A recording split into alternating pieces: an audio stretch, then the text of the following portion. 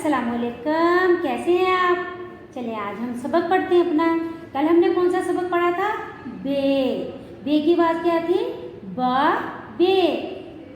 बे से बिल्ली, बे से बंदर और बे से बतख, बे से बस भी होता है। आज हम दूसरा सबक पढ़ेंगे। 2 तारीख और आज दिन है बुध। प्यारे बच्चों, आज हम पढ़ेंगे बे से आगे क्या लिखा होता है। बे से आगे क्या कौन सा मेहमान था? पे।